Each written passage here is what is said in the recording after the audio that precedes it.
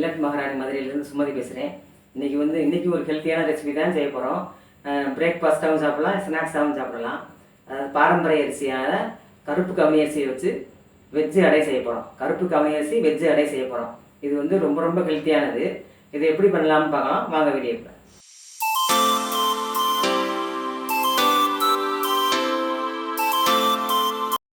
இந்த கருப்பு கவுனி அரிசி வெஜ்ஜு அடை செய்கிறதுக்கு நான் இந்த கிளாஸில் ஒரு கிளாஸ் இந்த கருப்பு கவுனி அரிசி எடுத்து வச்சுருக்கேன். இதை நல்லா கழுவிட்டு 4 மணி நேரம் ஊற வச்சுருக்கேன். இந்த 1 டம்ளர் அரிசி எடுத்து 4 மணி நேரம் ஊற வச்சுருக்கேன்.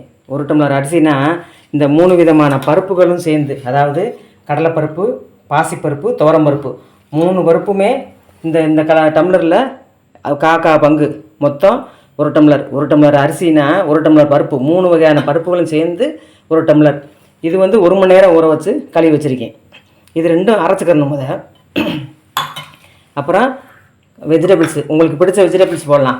நான் முட்டைக்கோஸு, கேரட்டு, பீட்ரூட்டு இது 3 துருவி வச்சுருக்கேன். ஒரு பெரிய வெங்காயம் துருவி வச்சுருக்கேன். ஒரு பெரிய 3 பல் பூண்டும் துருவி வச்சுருக்கேன்.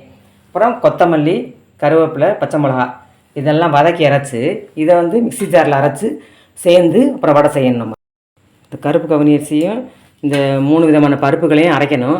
முதல்ல இந்த 3 விதமான பருப்புகளையும் மிளகா வத்தலையும் போட்டு அரைச்சிட்டு வந்துடுறேன். நான் 2 மிளகா வத்தை போட்டிருக்கேன். காரத்துக்கு தகுந்த மாதிரி போட்டுக்கலாம். அப்புறம் இந்த 3 விதமான பருப்பு இதையும் போட்டு 1 ஸ்பூன் சோம்பு இதெல்லாம் சேர்த்து நல்லா கெட்டி அரைச்சிட்டு வந்துடுறேன். 1 ஸ்பூன் சோம்பு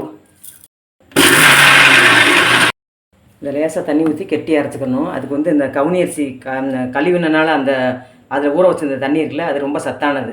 அதையே கொஞ்சம் கொஞ்சமாக ஊற்றி அரைச்சிக்கிறேன். இப்போ இந்த 3 விதமான பருப்புகளையும் அரைச்சிட்டோம்.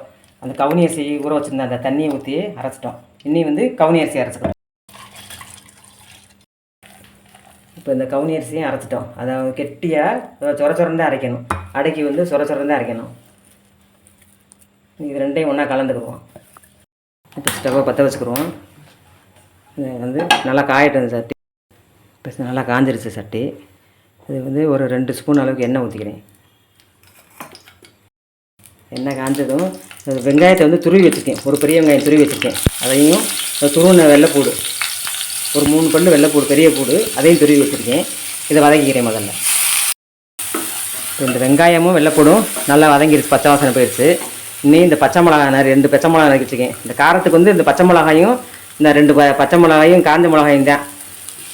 அரைக்கும் போது 2 காஞ்ச மிளகா போட்டேன். இப்போ வதக்கும் போது 2 பச்சை மிளகா. இன்னும் முட்டைக்கோஸ் சேர்த்துக்குறோம்.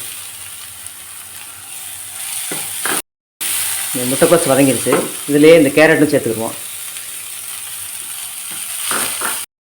பீட்ரூட்டையும் சேர்த்துக்குருவோம்.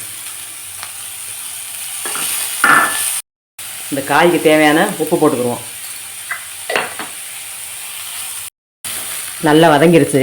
இது ரொம்ப வேக வேண்டியதில்லை, அரை வேக்காடு இருந்தால் போதும். இந்த மாவில் சேர்த்துக்குறோம். இந்த காயை மாவில் சேர்த்துக்குருவோம். அதுக்குள்ளேயே இந்த தவா இங்கே காஞ்சுக்கிறட்டும்.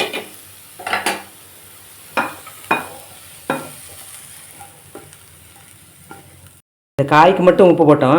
இந்த அரைச்ச மாவுகளுக்கும் உப்பு போட்டுக்கிறணும்.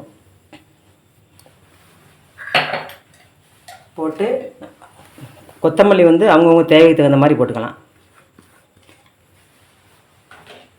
இப்போ தவா நல்லா காஞ்சிருச்சு.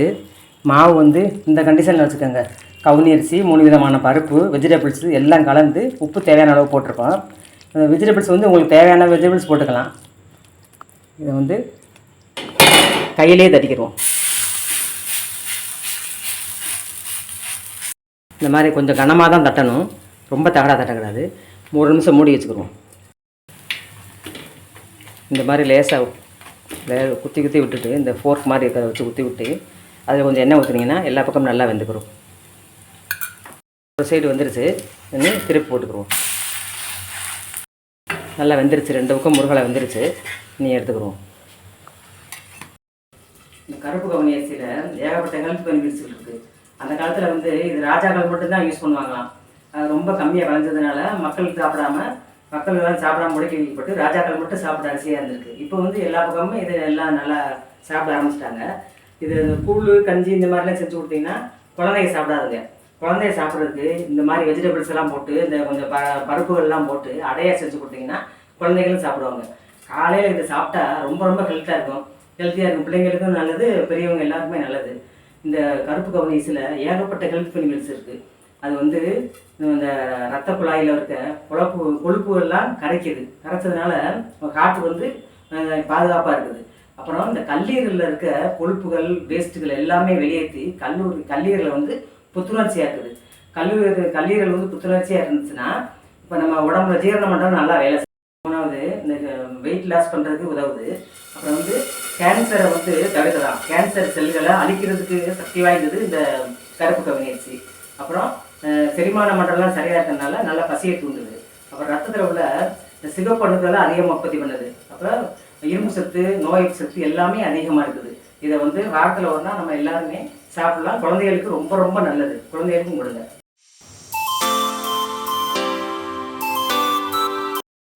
இப்போ இந்த கருப்பு கவுனி அரிசி அடை ரெடி ஆயிடுச்சு. அது தொட்டுக்கிறதுக்கு தேங்காய் சட்னி வச்சுருக்கேன். பொடி தொட்டும் சாப்பிடலாம். இப்போ டேஸ்ட் பண்ணி பார்ப்பாங்க.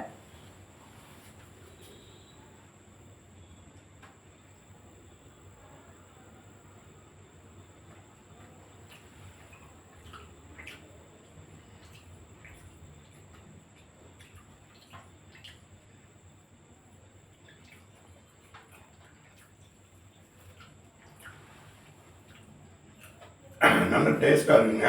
அருமையாக பண்ணியிருக்காங்க. மார்னிங் ஈவினிங்கில் டிஃபனுக்கு இதை அருமையாக பயன்படுத்தலாம்.